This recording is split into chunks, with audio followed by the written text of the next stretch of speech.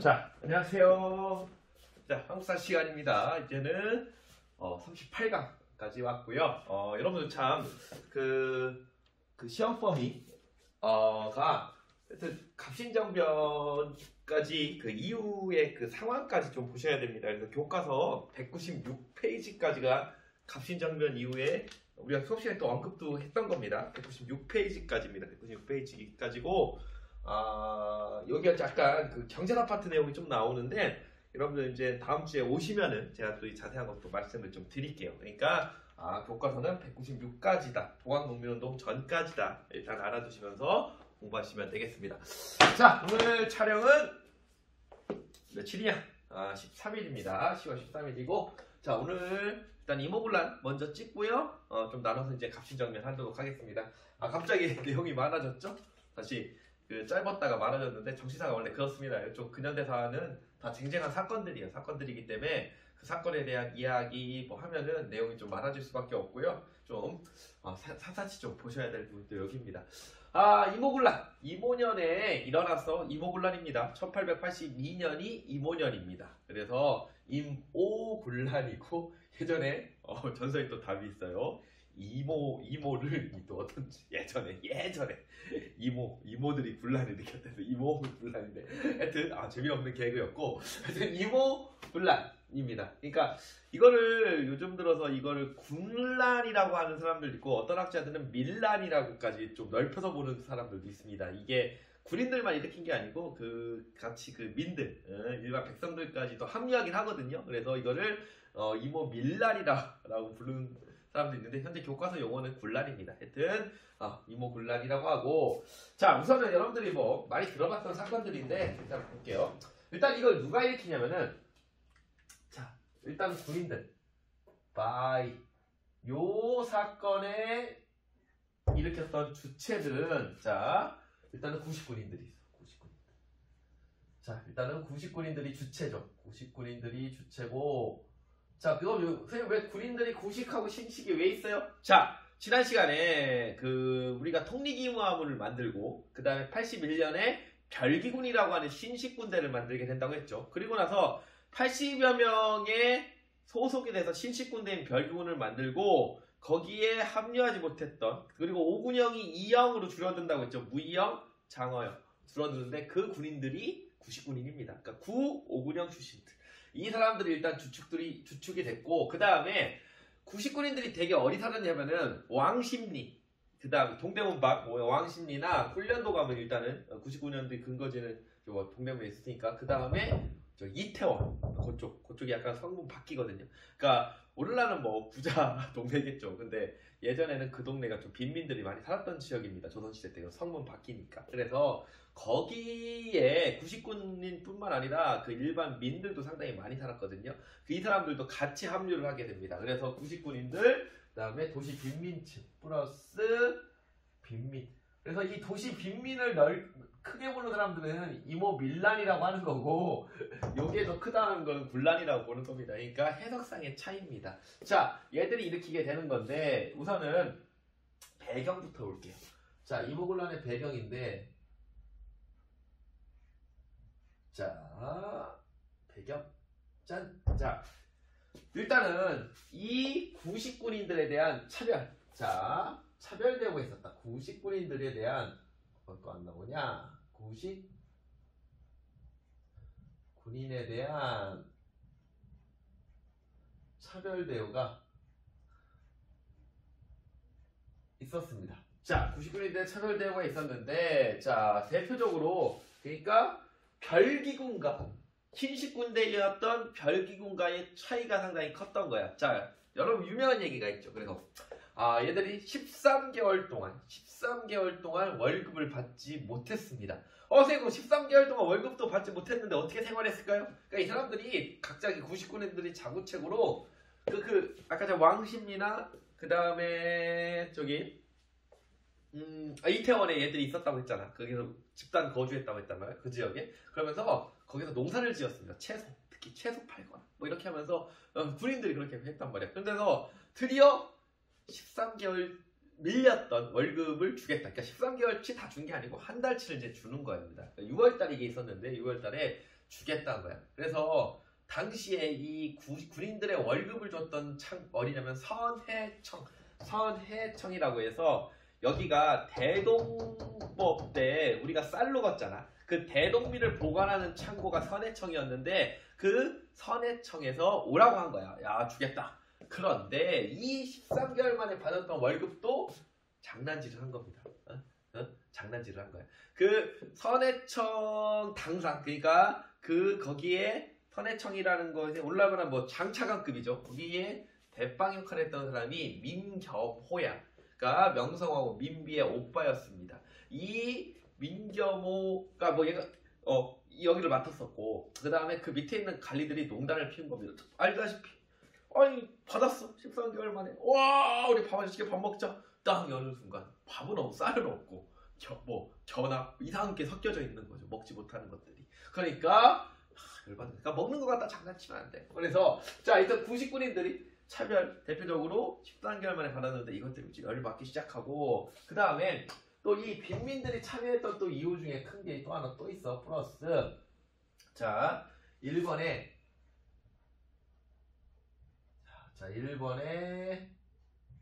경제 침탈.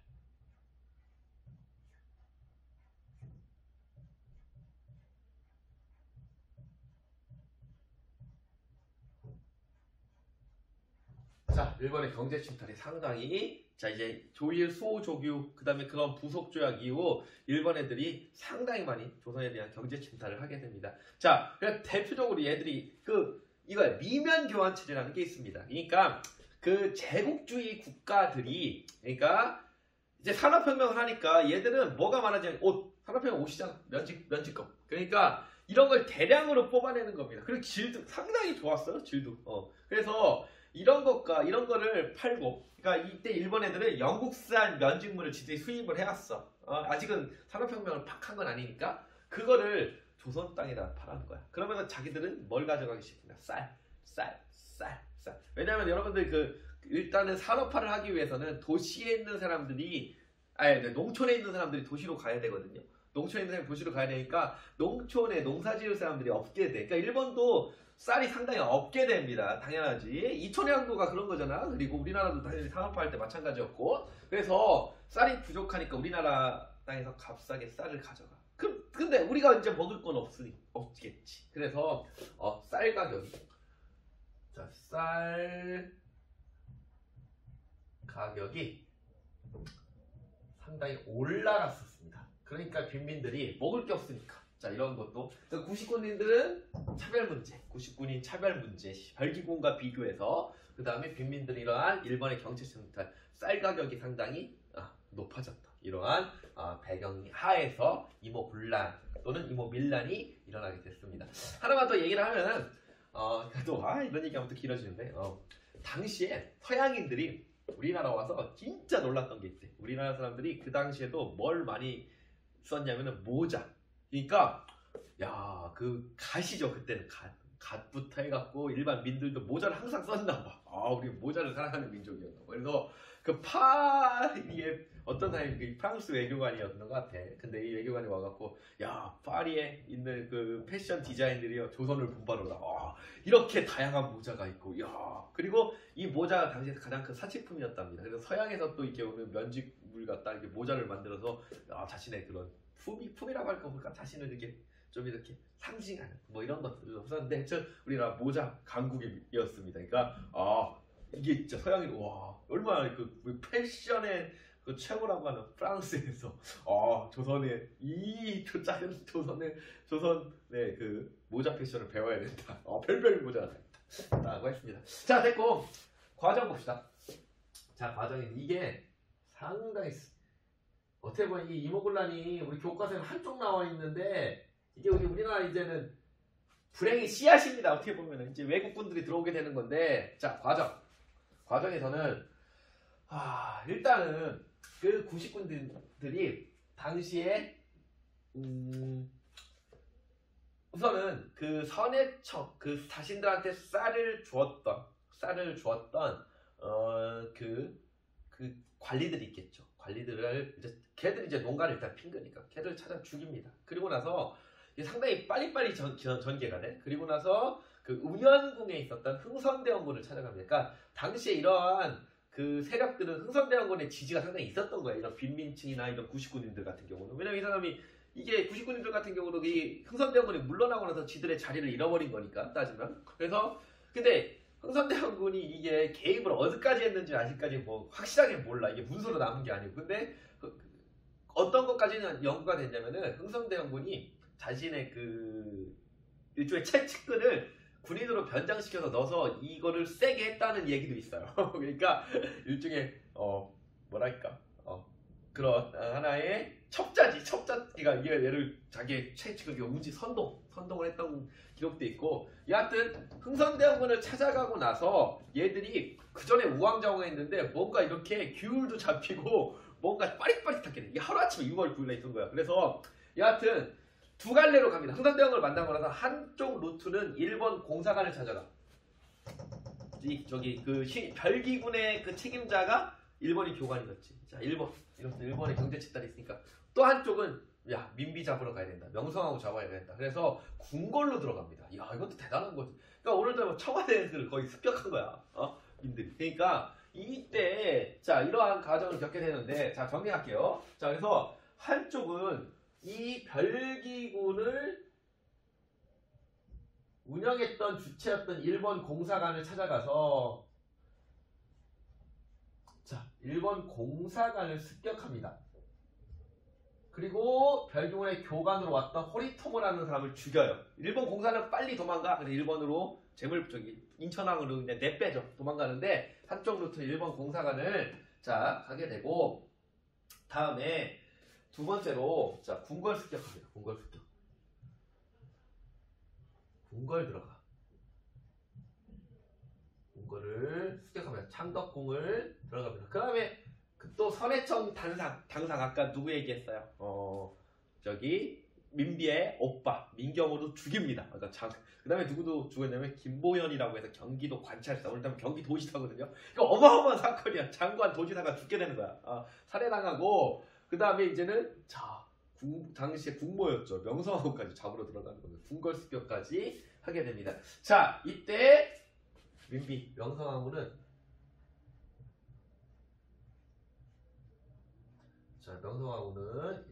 피신, 민비는 도망갑니다. 이게 이런 얘기가 있어. 명성황후가 이 군인들 세력하고 마주쳤답니다.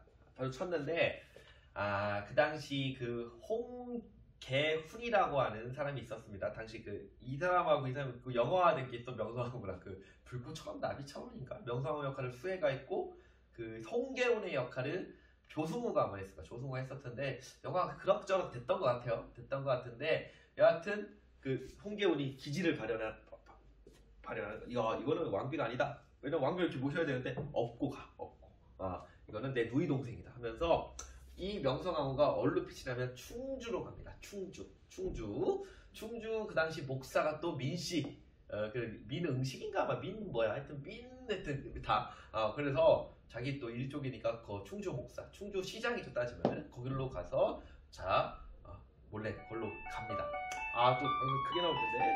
자, 생활 방역을 다음에 안내합니다. 모든 창문을 열어 실내 환기를 실시해 주세요. 실별 담당자는 교실문 손잡이를 소독하기 바랍니다. 학생들은 손 씻기를 생활화하고 일과 중에 마스크를 꼭 착용합시다.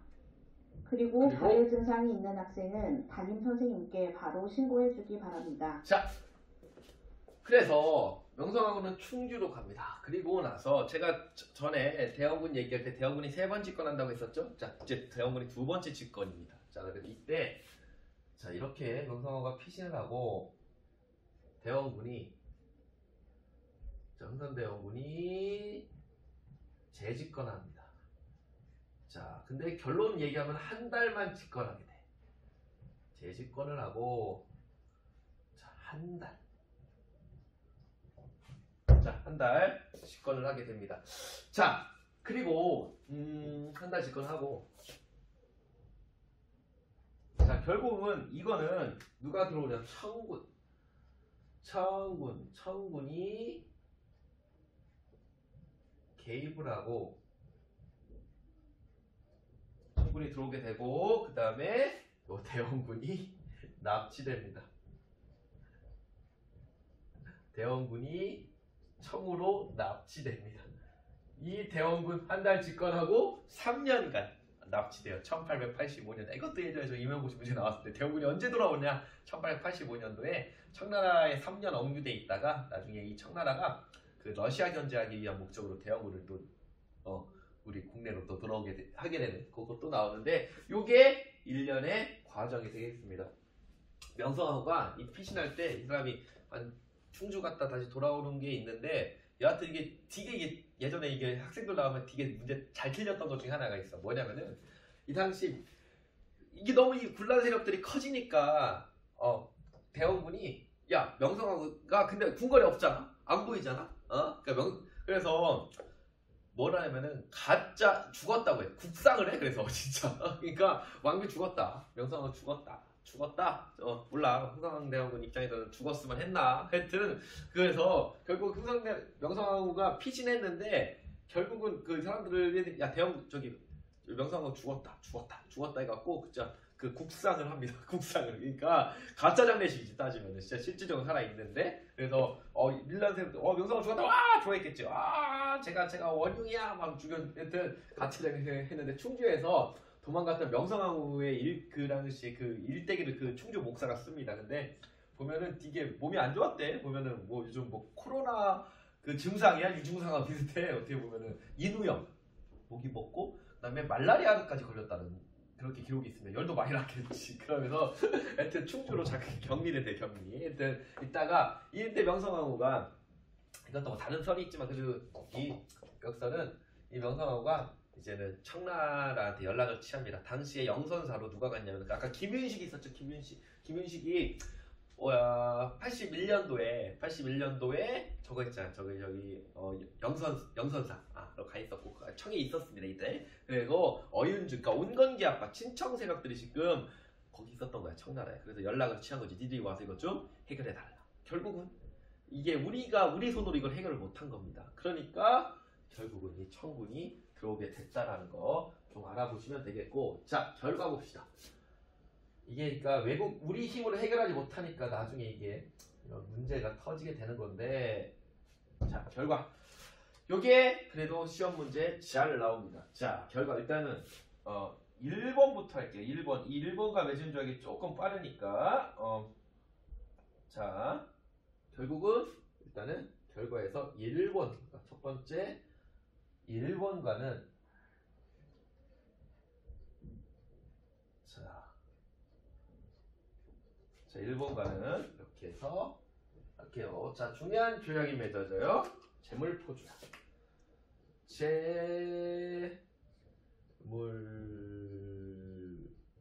재물포 조약. 당연히 재물포 어디야? 인천에서 맺어서 재물포 조약입니다. 7월달에 재물포 조약을 맺게 되는데, 자 재물포 조약에서 주요 내용은 뭐냐면은 우선은 우리 공사가 탔단 말이야. 그래서 재물포 조약으로 요거 해달라. 배상금 지급. 아유 배상금 많이 가져가. 배상금 지불. 아유 갚아야지 배상금. 니네가 우리 공사관 부셨어. 니네 민들이.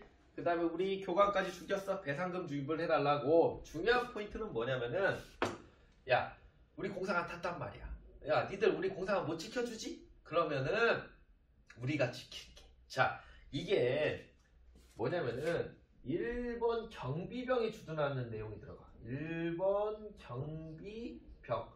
그러니까 조선 땅 이제는 외국군이 들어오기 시작하면 선생님 중국 있잖아요. 중국 애들은 외국군의 개념이 아닙니다. 그러니까 중국은 우리 그냥 그래도 조공 책봉 관계, 군신 관계에서 중국군 그 애들은 뭐 항상 있었다니까 그 외에 최초로 외국 군대가 주둔하는 거예요. 외국 군대 경비병이 주둔하는 게 여기서 되게 이게 아주 포인트입니다. 그래서 재물포 조약의 포인트는 경비병.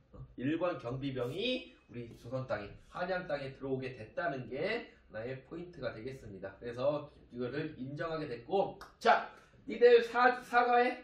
그래서 사절단을 벌인다. 그게 3차 수신사를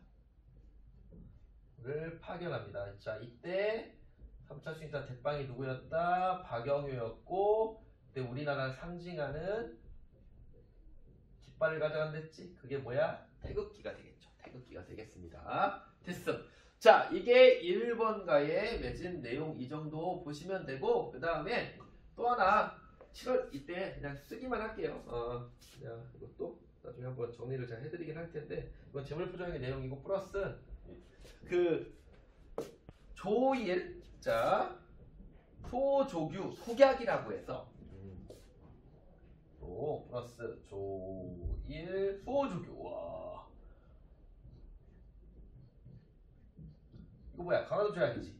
근데 부속 조약도 있었는데 이제 속약이라고 해서 또 다른 부속 조약을 또 만든 거라고 보시면 돼. 그래서 이 당시 조일 소조규 속약이라고 해서 재물포 조약과 같이 체결합니다. 그러니까 두 개의 조약을 맺은 거야 7월달에. 그래서 조일 소조규 속약이라고 해서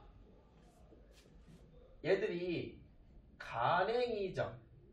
간행이정이라고 해서 일본 상인들이 원래 들어갈 수 있었던 게 몇 리였습니까? 그 부속 조약으로 10리였는데 이거를 더 들어가고 싶을 거 아니야. 그래서 이제 10리에서 간행이정을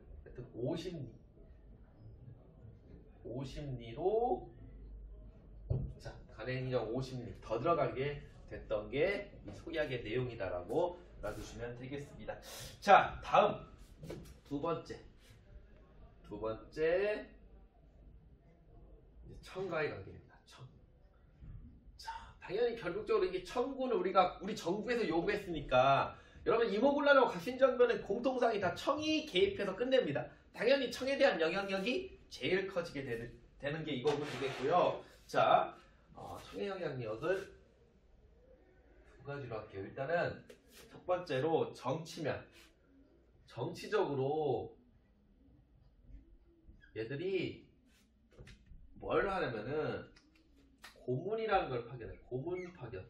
자, 고문이라는 거는 뭐냐면은 그냥 우리 조선시대 따지면 살림 같은 느낌? 그런 거야. 하여튼 우리도 뭐 어떤 그런 하나의 단체나 이럴 때 고문이라는 자리가 있습니다. 그래서 고문이라는 거는 하여튼 뭔가 조언해주고 뭐 개입하고 간섭하는 겁니다. 쉽게 말해서. 그래서 청나라가 새 고문을 파견해. 그러니까 결국은 얘들이 파견돼서 우리 조선에 대한 내정을 간섭하기 위해서 파견했다고 보시면 되고, 이때 파견한 고문이 정치 고문이 있고, 그 다음에 군사 고문이 있고, 그 다음에 외교 고문이 있습니다. 이 당시 정치 고문에서는 마젠차, 한자로 마건충일 겁니다. 마젠차이라고 하는 인물이 정치 고문으로 파견되고, 군사 고문으로는 누가 들어오냐면은 위안스카. 자, 좀 역사 좋아하는 친구들은 많이 들어본 사람입니다. 이 사람 아주 한자로는 수학적이에요. 원이 3개예요. 자, 원 3개가 라는 사람인데 위안스카이고, 제가 보기에는 이 당시 상당히 어릴 때입니다. 20대 중반인가 아마. 그런데 이 위안스카이가 나이 먹은 70, 60 먹은 숭상대원군을 마음대로 데리고 가 그냥. 그러니까 우리나라 얼마나 이 당시 이모군란의 결과 이런. 근데 결국 이 위안스카이 나중에 우리나라 온 외국인 중에 가장 성공한 인물이라고 생각해. 나중에 그 청나라의 대빵이 됩니다. 나중에 그 청나라 무너지고 나서 위안스카이의 그 밑에 있는 애들 이제 군벌이라고 하는 게 이루어지는데, 여하튼 이 젊은 위안스카이가 군사고문으로 이 당시 이 사람이 3,000명의 군대를 이끌고 와서 이거를 진압을 하는 거야. 자, 외교고문으로는 누가 오냐면은 이 사람이 한 번 더 나오는데 그냥 또 할게요. 멜렌도르프. 도르프. 어느 나라 느낌 와요? 세요. 독일인 멜렌도르프가 와요. 멜렌도르프가 오는데, 자, 독일인 멜란도르프가 오는데 이 사람이 그 한국 그 이름도 받았어. 목극동인가 그럴 거야. 목현덕이다. 목극동 저거 뭐 일단 목현덕인가 아마 그럴 텐데 목인덕이다. 목인덕. 하여튼 이 멜란도르프는 독일 사람인데 이 사람 재밌는 게 청나라가 파견했으면 누구 편 들어야 돼? 청편을 많이 들어줘야 되는데 이 사람이 신기하게 청편을 별로 안 들어. 그러니까 고문으로 와서 청나라에 이득되는 행동을 해야 되는데 저기 러시아 편 들고 막 그러단 말이야. 그래서 나중에는 이거 파견했던 그 당시 이용장이라는 사람이 또 중국 청나라 대빵인데 얘 그냥 잡아가. 야 이러면서 하여튼 멜란도르프 나중에 또 멜란도르프 한번 각시적일 때 또 나와요. 좀 이따. 자, 그 다음에 경제적으로 마지막 요게 더 중요한 건데 요거 다 7월이고 이건 8월 달에 맺어요. 경제적으로 자 빨간색 나옵니다. 조선과 청나라가 상업을 할 때 상업을 육지나 바다나 바다나 육지나 소청, 상민, 수륙, 무역할 때 그러니까 이거야 무역하는 조약을 맺습니다. 경제적으로 자 조청, 상민, 무역 장정 조청, 상민, 수륙, 무역 장정 자 그래서 선생님 왜 장정이에요? 조약이 아니고 여러분 조약은 같은 단계에 맺는 건 조약이야. 근데 청나라가 지들이 위라고 생각했기 때문에 무슨 조약이냐 니들하고 윗나라와 아랫나라가 맺는 게 장정이야. 그래서 조청상면 수륙장이랑 맺는데 자 당연히 여기에 당연히 불평등 조약이죠. 조약도 아니니까 이거는 뭐 밑에 시해법권 들어가요.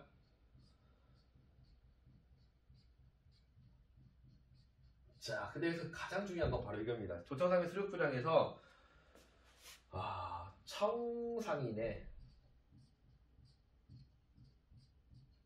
청상인의 내륙 통상이 가능해.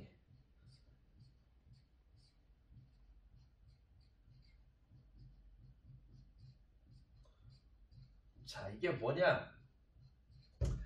이거는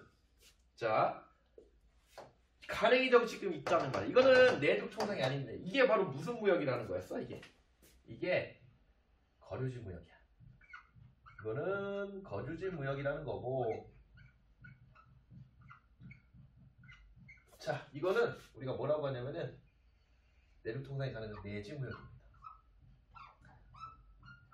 자 결국은 이런 거 이제는 가랭이정 자체가 없는 거야. 마음대로 들어와도 돼. 그래서 청상인들이 여기 공주까지 왔다는 기록도 있습니다. 마음대로 와서 저기 강경 공주까지 가서 공주에서 알밥 먹으러 가는 거고 강경에서 저런 거 젓갈 같은 거 나가는 거고 이런 거야. 그러니까 이 당시 청상인들에서 가장 먼저 들어갔던 게 여러분 전에도 우리 병인양요 했을 때 서울 들어가는 초입이 양아대교 양아진이거든요. 양아진을 얘들이 장악하기 시작합니다. 그래서 얘들이 가장 먼저 팔았던 게 뭐냐면은 호떡이야. 호떡.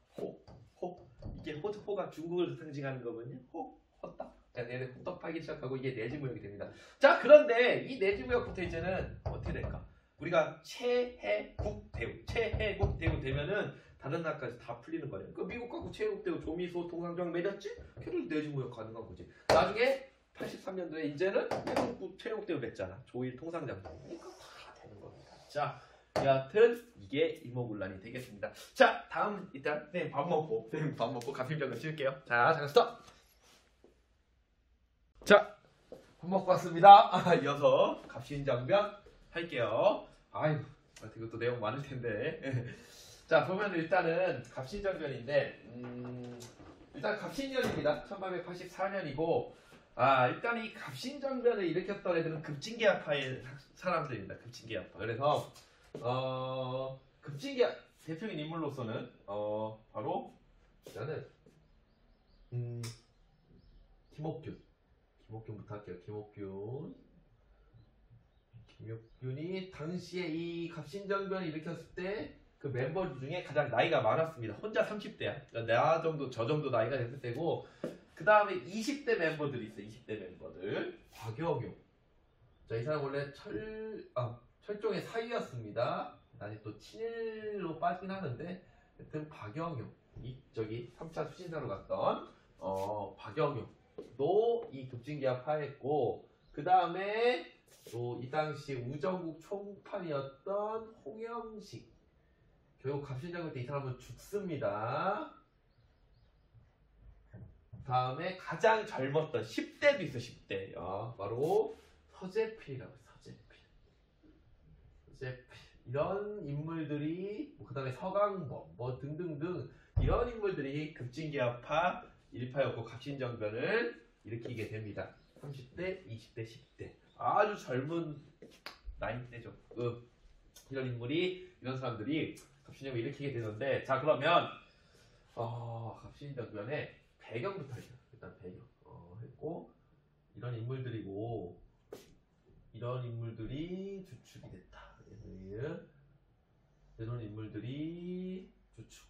흥영식이 주어졌고 이런 사람들이 급진기합파.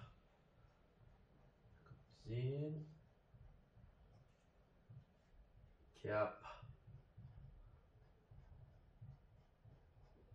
고 이래들이 주도했다. 이런 사람들은 서울에 당시 한양의 그 노론 계열입니다. 노론 계열이고 상당히 집안도 괜찮은 사람들입니다. 잘 나갔던 사람인데 얘네들이 왜 이런 비상수단을 일으켰는지 한번 볼게요.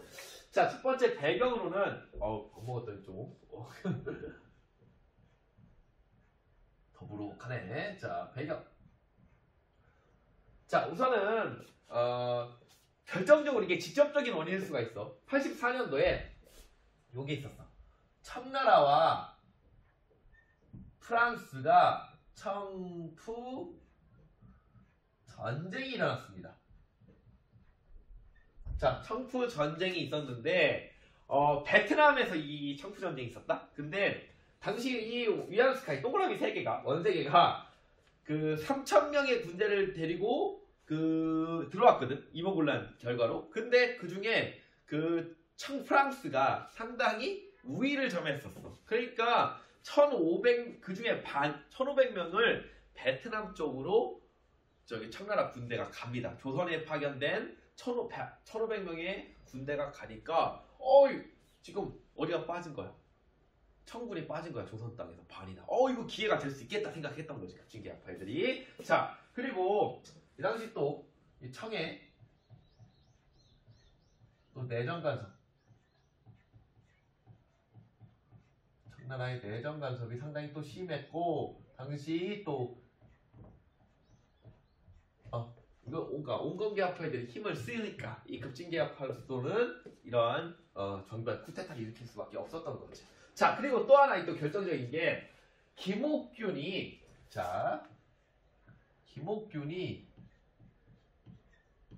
요걸 실패.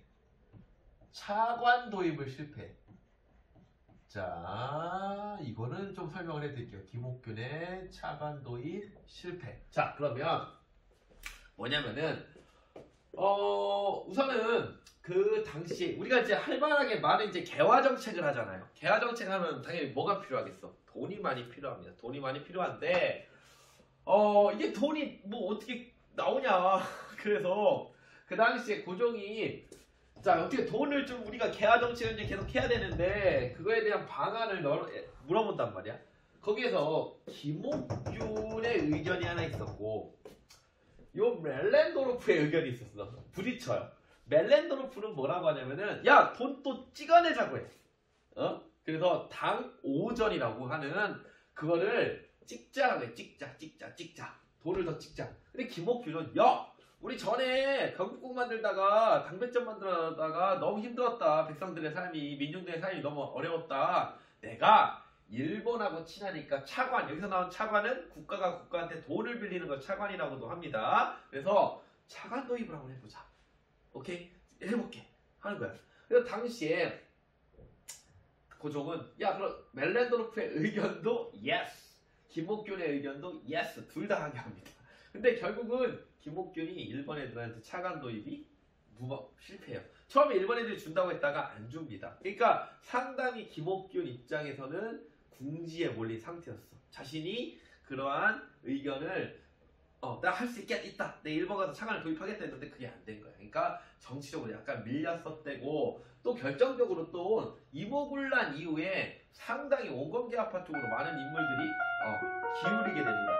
그래서 맨만 울리네. 하여튼 이러한 것들, 이러한 등등등의 영향에 따라서 비상사태, 쿠테타밖에 없다는 거야. 이 종이 가장 기네요. 밥 먹기 전에 끝나지 않는 종.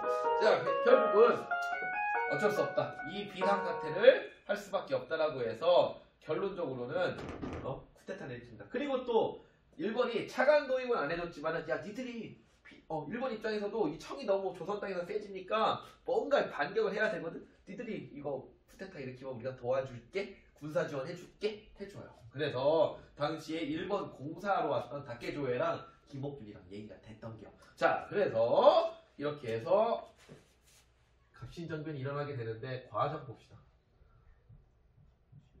이제 알았네. 12시 반종이 가장 기네요. 그래서 원나잇 클래스 하나 알아냈어. 자, 그래서 1884년 12월 달에 양력으로 12월 달가 음력은 한 10월 달일까요? 이 우정국, 그러니까 이 근대화의 산물로서 우정국이 만들어지고 거기에 우정국의 대빵으로서 우리로 보면 저기 우체국 국장이 된 거지.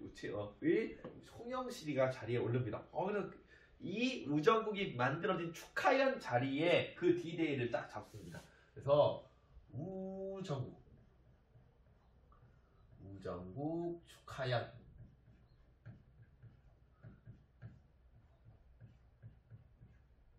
자, 우정국 축하연 자리에서 자 이때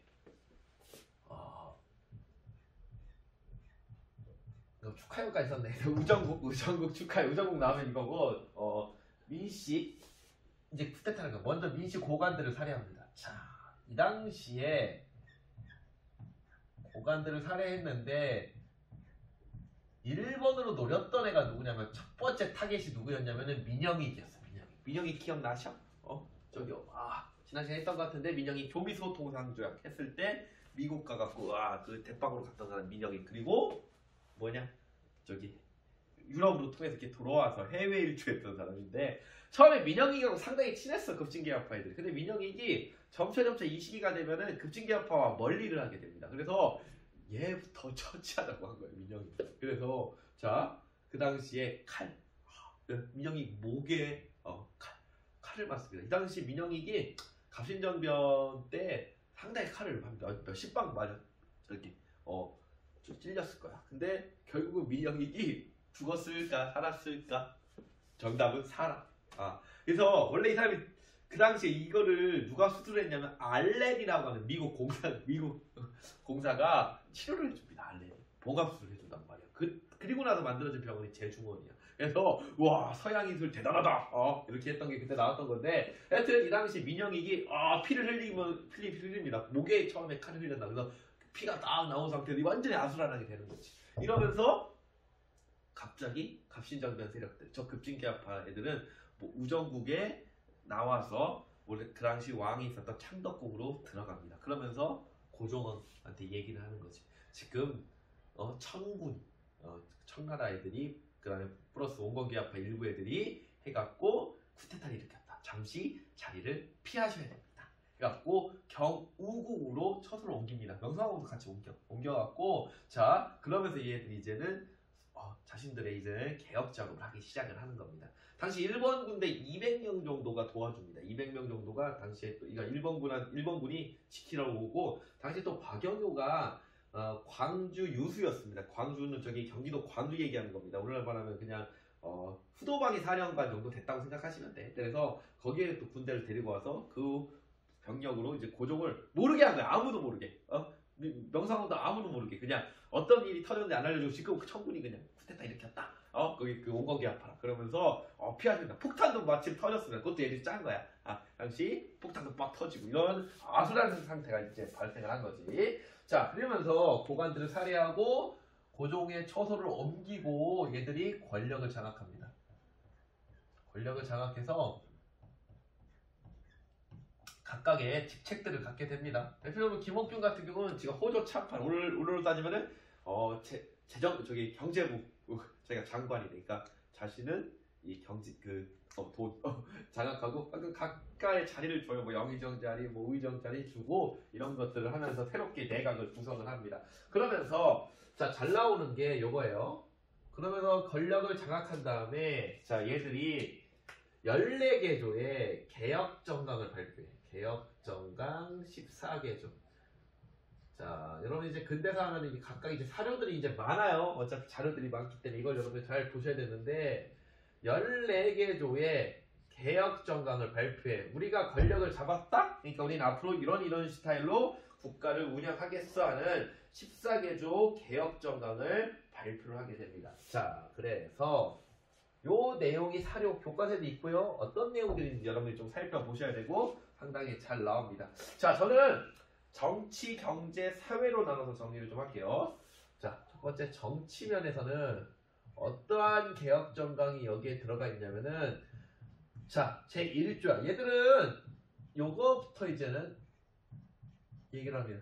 청의 종주권을 부인합니다. 자, 이모군란 결과 청나라의 영향력이 상당히 세졌고 이 전통적인 청의 종주권 관계, 이러한 군신 관계를 우리가 벗어나야지만 새로운 근대화된 국가를 만들 수 있다라고 생각했던 이 급진기합파들은 제1조부터 청의 종주권을 부인합니다. 그러면서 또 어떤 내용이 또 들어가냐면 당시에 왕의 아버지, 바로 대원군이 아직까지도 청나라에 압송된 상태였잖아. 이러한 청으로 갔던 이 대원군을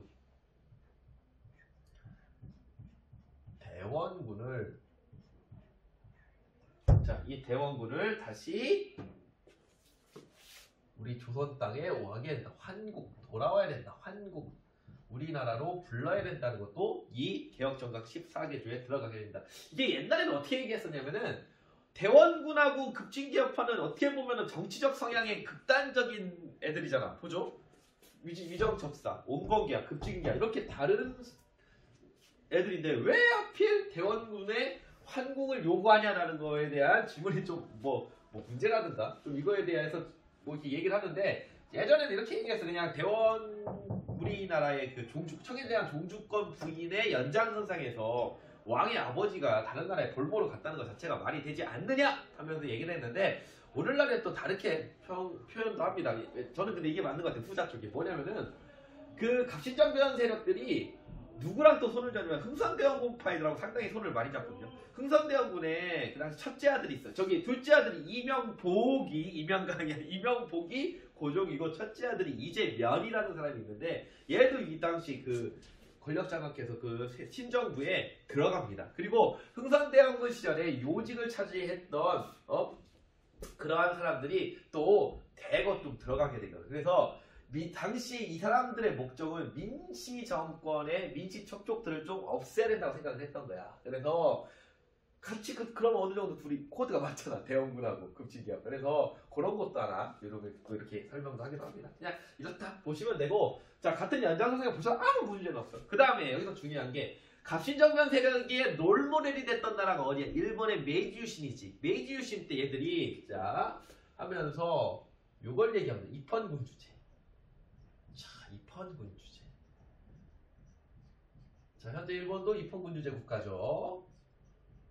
자, 이거를 해야 된다. 입헌군 주제. 얘를 지향 입헌군 주제를 이게 근데 딱 터놓고 얘기하기 상당히 어려워 왕조 국가에서. 왜냐면 왕이 지금 실권이 없는 거잖아. 입헌군 주제 존재를 하지만은. 그래서 하여튼 입헌군 주제를 해야 된다. 우리도 의회도 만들고 의회의 의견이 많이 반영이 되고 이러한 서구식 근대화된 정치 질서를 도입해야 된다. 전쟁 군주 안 된다 하면서 입헌군 주제를 지향하는 내용을 여기다가 포함시킨다라고 여러분들이 보시면 되겠습니다.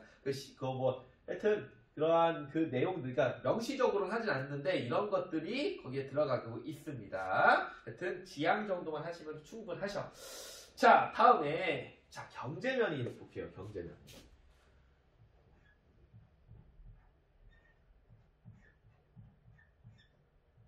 자, 경제면에서는 어떤 내용들이 되냐면은 첫 번째 이제 이런 용어가 나와요. 이런 용어. 재정에 일어나는 용어. 재정에 일어나. 재정에 일원하. 자, 얘들은 얼로 일어나려고 했냐면 호조로 일어나자고 얘기합니다.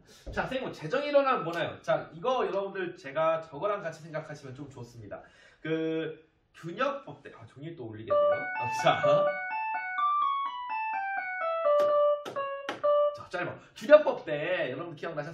저기 어염선세를 국가세로 바꿨다. 그러니까 어염선세가 원래 왕실로 쓰는 세금이라는데 그걸 국가세로 바꿨다고 했죠?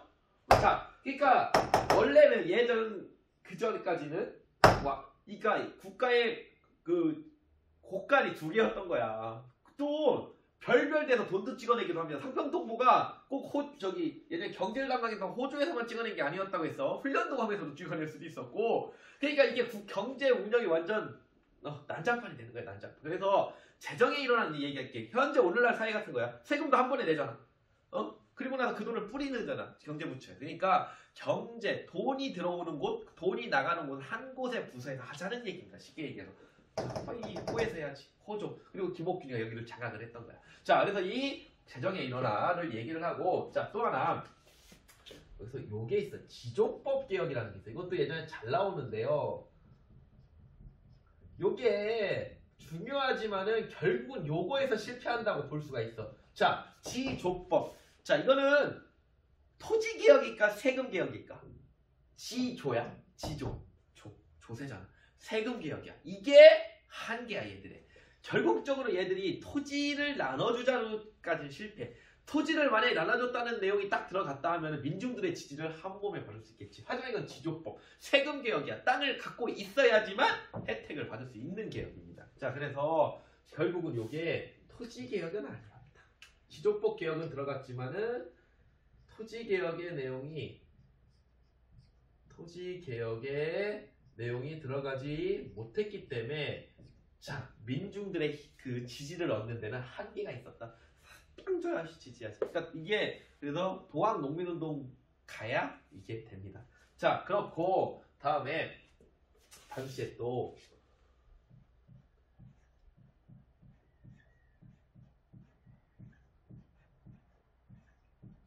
해상공국이라고 해서 이거를 폐지합니다. 해상공국 여러분 뭐냐면은 폐지하자고 주장해. 이거 어차피 이건 여러분들 아직 의견이에요. 된 건 아닙니다. 보부상단체야. 보부상단체. 자, 이제 보부상단체가 무지 나오는데요. 해상공국이라는 보부상단체를 없애자고 합니다. 이 보부상단체가 나중 되면 상당히 국가의 어용 집단이 돼갖고 사람들의 삶을 되게 힘들게 합니다. 그래서 이러한 게 이거 보부상단체 해상공국을 폐지해서 이러한 폐단을 없애자라고 하는 내용도 들어가는데 이런 게 있다라는 거 정도 보시면 되겠고요. 다음에 사회 측면에서는 자, 이것도 여러분 개혁정강 14개조는 결국 이게 실패하니까 된 건 아닙니다. 얘들이 내가 앞으로 이렇게 하겠다라고 주장하는 일종의 어떻게 보면 우리 뭐 선거로 따지면 공약사항이라고 정도까지만 보시면 될 겁니다. 그러니까 얘들이 추구했던 방향인데 14개조를 만들어요. 이것도 상당히 또 중요한데 사회면에서는 이걸 얘기해. 신분제 폐지. 자, 아까 말씀드렸다시피 김옥균, 박영경, 홍영식, 서재필 이를 비롯한 이 급진기합파들은 정말 명문가입니다. 우리로 따지면 오늘날 막 진짜 돈도 있는 집안이고 배운 것도 많고 그 다음에 양반 관료도 노론 가문이란 말이야. 이런 그 젊은 평균 나이 25살인 얘들이 신분제 폐지를 주장했다는 것 자체는 상당히 높게 평가한 거야. 자신들의 기득권을 버리는 거잖아. 그래서 이 인민평등권이라는 모든 인민은 평등해야 된다 라는 내용이 이 개혁정강 14개조에 들어가 있습니다.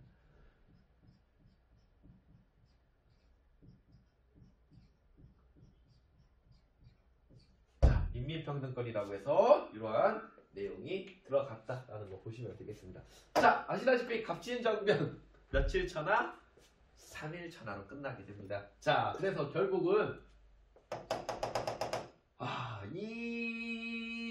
근데 봐봐. 아까 제가 처음에도 말씀드렸는데 일본 그 공사가 보내준 군대가 200명밖에 안 된단 말이에요. 200명밖에. 그 다음에 그 박영효가 갖고 왔던 군대도 100명도 안 될 겁니다. 그 300명이 고종을 지키고 있었는데 아까 청군 1500명 남았잖아.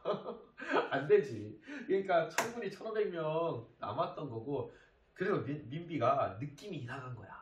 갑자기 신료들도 안 오고 쿠데타인데 왜 얘들만 있지? 그러니까 이 사람이 정치적 촉이 상당히 있었던 거예요, 명성하고. 그래서 알아보니까 이 새끼 얘들 급진개혁파. 얘들이 쿠데타를 일으키는 거야.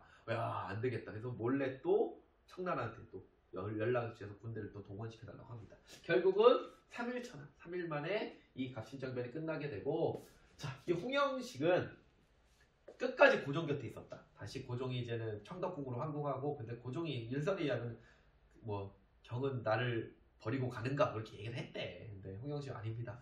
그리고 홍영식은 당시에 자기가 죽을 줄 몰랐어. 왜 그러냐면은 나름 이 사람도 온건계합파랑 친했고 이완스카이랑도 어느 정도의 그 교분이 있었다고 합니다. 그래서 설마 쟤들이 날 죽일까? 근데 죽습니다. 자, 김옥균 망명 갑니다. 박영효 망명 갑니다. 서재필 망명 가는데, 자, 또 이 세 명의 길이 다 달랐어. 김옥균을 결국은 고종이 제일 싫어했던 사람이 김옥균입니다. 김옥균. 그래서 민비도 명성하고 그렇고 결국은 10년 뒤에 자객을 보내서 김옥균이 죽게 되고, 그것도 한번 얘기했던 것 같은데 죽게 되고, 이 그 죽은 시체가 이제 인천 제물포 앞바다로 오는데 그때 능지처참했다고 했죠. 그래서 그 능지처참된 이 시체를 전국에 이거를 보이는 데다 다 이렇게 했다고 합니다. 보이는데, 그리고 머리는 한양 앞바다 한양에 딱 해놓고 김옥균. 당연히 김옥균네 집안 3족이 멸합니다. 모두 완전히 이거 연좌제를 한 거야. 근데 나중에 이게 독립협회 때 이 사람들의 연좌제 문제 때문에 또 그런 거에 대한 문제점도 있고, 박영효는 어떻게 되냐면은 이 사람들 일본으로 망명 가는데 이 사람 완전 7.18에 이제 탈바꿈하게 됩니다. 그래서 자, 일본에 이제는 나중에 사람 돌아와서 떵떵거리면서 살아. 저 일제시대 됐을 때 또 높은 자리까지 올라가는 사람이 박영효고, 서재필은 미국으로 갑니다. 미국으로 가서 이름도 바꿔요. 제이슨 필립서. 그래서 이 필라델피아, 우리가 또 필라델피아 유학 가서 아마 우리가 최초의 그 의학 박사, 의사가 되는데, 서재필 이야기는 또 나중에 또 독립협회한테 또 해드리겠습니다. 자, 이렇게 끝나게 돼. 자, 결과 봅시다. 결과인데 똑같아. 이모곤란하고 이제 조약을 맺게 되는데, 자, 결과에서는 일단은 자, 이 조약입니다. 첫 번째 한성조약.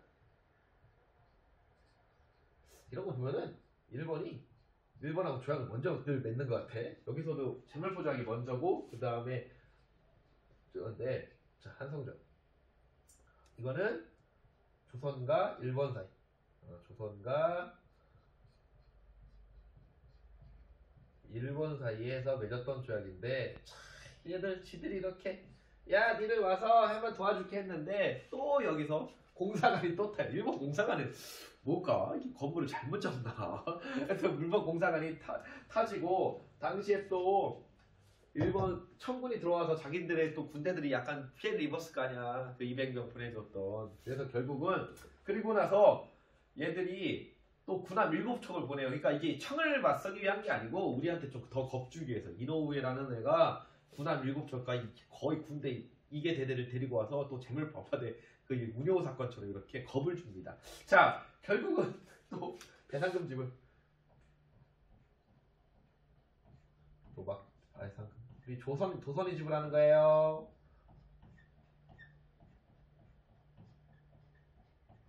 자, 배상금을 지불하고 그다음에 공사관 다시 만들어야지.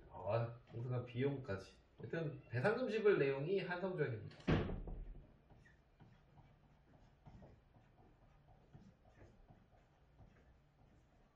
자, 요게 한성조약이 되겠고, 자, 더 중요한 거는 이게 85년 이게 1월달이야. 이게 뭐 12월달에 있었으니까 85년 이제 또 2월달에 텐진조약이라는 거죠.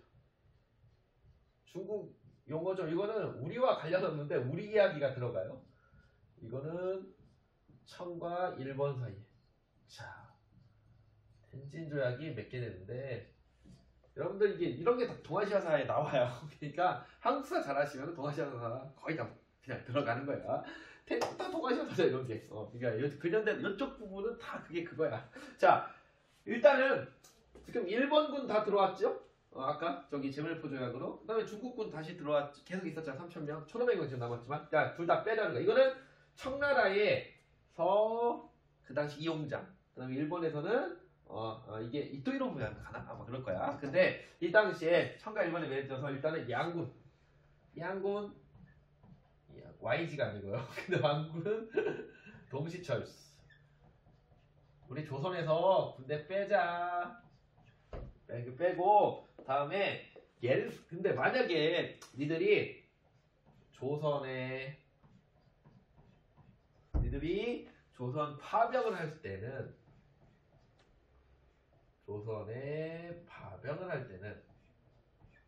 자 조선 파병 시 이제는 서로 사전에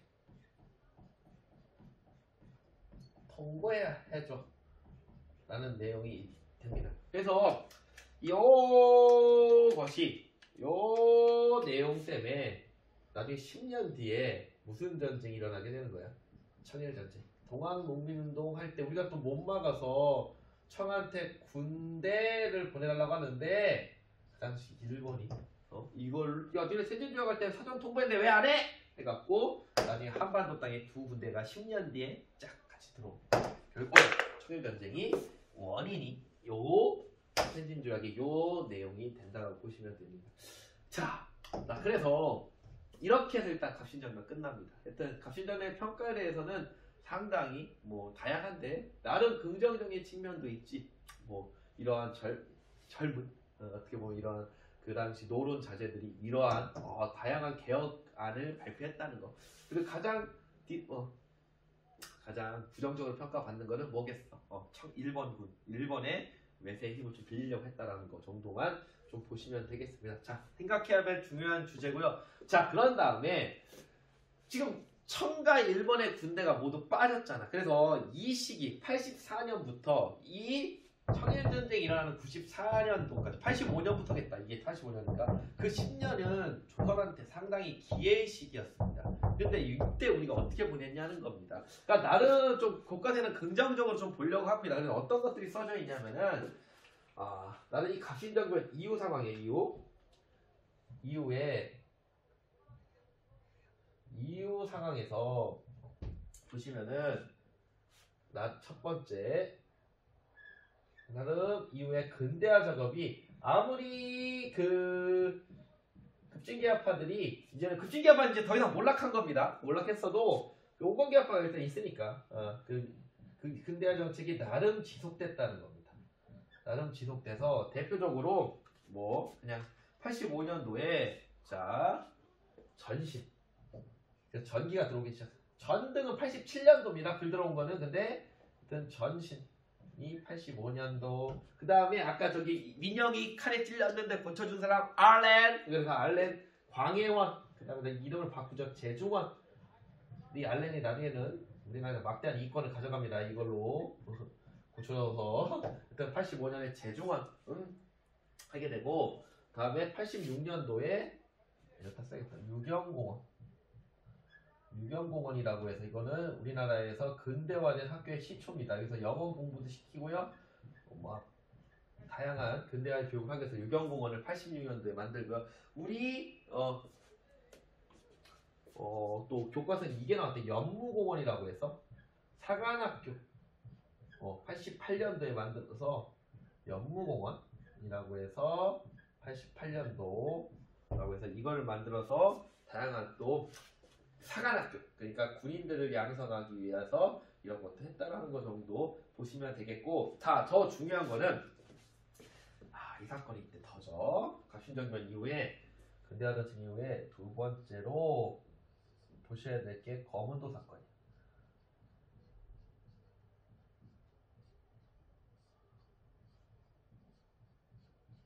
자, 거문도 사건인데 이 거문도 사건은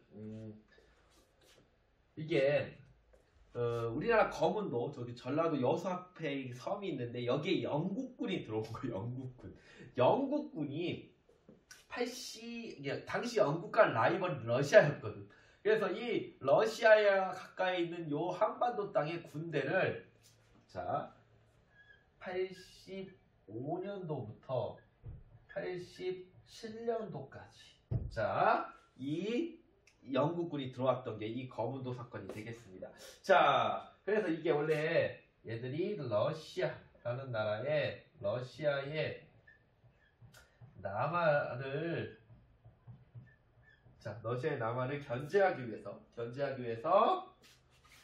요 자신들 영국 부대를 보내는데 참 이게 그래요. 하여튼 우리는 그 당시 조선 정부는 몰랐어. 얘네들이 들어온지도. 그래서 그리고 얘들도 우리한테 통보한 게 아니고 청나라한테 통보를 합니다. 그래서 청나라가 알려줘. 야, 니네 거문도에 영국군 들어왔던데 알아? 모르는데요? 뭐 이러겠지. 그래서 모르는데요? 나가라고 해도 안 나가. 그래서 하여튼 거문도 사건이 있게 되고 참 앞으로 우리의 또 현실이지 당시 상황에서. 자, 이때 이 거문도 사건이 있고 나서 자 요거 거문도 사건이 있고 나서 여기 나와요. 조선 중립파론이 나와. 중립 나는 어느 편에도 들지 말자. 조선 중립파론 우리 중립을 지키자. 그래서 야 이런 그러니까 강대국의 틈바구니 속에 어리도 우리가 입장 정리 잘하자는 거야. 쉽게 말해서. 그래서 중립을 하자는 건데 대표선생님이 6.1준. 6.1준도 약간 급진계합화 노선을 가졌다는데 이 당시 유학 중이었을 거야. 잘 갔지. 괜히 갔으면 얘도 나중에 또 가보개혁 때까지 나오는 인물이고 서유견문이라는 책도 썼던 사람이고 다음에 독일 부영사였던 부들러 이런 사람들이 야 거문도 사건 이후에 야 니 뭐 이런 틈바구니 속에 우리가 왜 뭐를 해야 되냐 하는 이런 중립파론도 나옵니다. 자 됐고 세 번째 그냥 이것만 그냥 여기서 할게요. 방공령 사건이 있어요.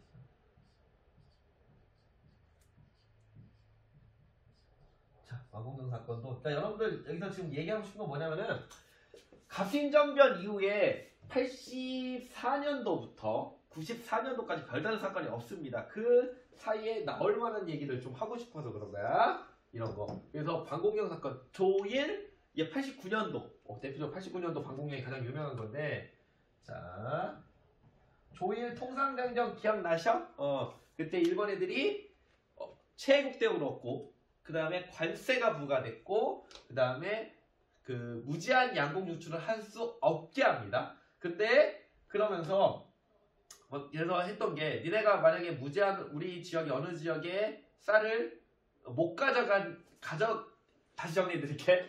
예를 들어 내가 저희가 했던 게 충청도에 쌀을 못 가져갈 것 같으면은 흉년되면 못 가져가잖아. 우리 먹을 거 없으니까. 한 달 전에 관찰사가 통보해달라, 도지사가 통보해달라는 건데 결국은 통보를 했는데 가장 대표적인 게 함경도 지역에 있었던 방공령인데 우리는 못 받았다. 우리는 못 받았다 하면서 또 배상금도 받고 쌀을 갖게 했다. 이런 방공령 사건이 가장 89년도에 또 있게 됐는데 나중에 여러분들 오시면은 제가 또 한 번 더 좀 설명을 좀 해드리도록 하겠습니다. 자 여기까지 일단은 할게요. 여기까지 하면 되고 방공령 선포했다. 하여튼 배상금 지불했던 거 하여튼 그거까지 89년도 방공령 가장 유명합니다. 자 여기까지 할게요. 끝.